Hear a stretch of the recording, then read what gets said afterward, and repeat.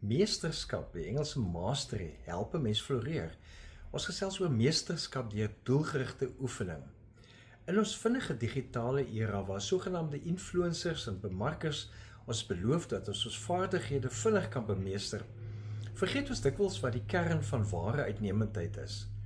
Ware uitnemendheid word gebou deur doelgerigte, bewuste, gereelde oefening. Dink aan 'n jong professionele persoon wat ure in die aand spandeer om 'n nuwe sagte ware program te leer. Nie deur blote herhaling alleen nie, maar deur spesifieke swakpunte te teiken en dit te verbeter. Of aan 'n atleet wat nie net op dieselfde manier bly oefen nie, maar juis haar tegniek analiseer met video-opnames en let op waar sy kan verbeter en meer doelgerig daaraan kan werk. En dit geld van alle ouderdomme waarop 'n mens dit kan toepas.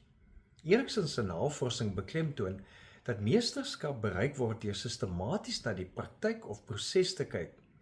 En dan fokus jy jou aandag op 'n area wat uitdaag en groei vereis. Dit gaan nie oor die aantal ure nie, maar juis oor die kwaliteit daarvan. In jou eie lewe kan dit beteken om 'n vaardigheid soos om voor ander te praat te ontwikkel, deur daagliks 'n kort toespraak op te neem en terugvoer te gee aan jouself.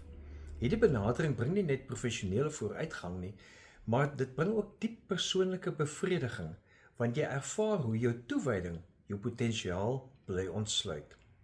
Dit herinner aan die goddelike insig en groei soos geskryf is in Spreuke 22 vers 29. Sien jy 'n man wat knap is in sy werk?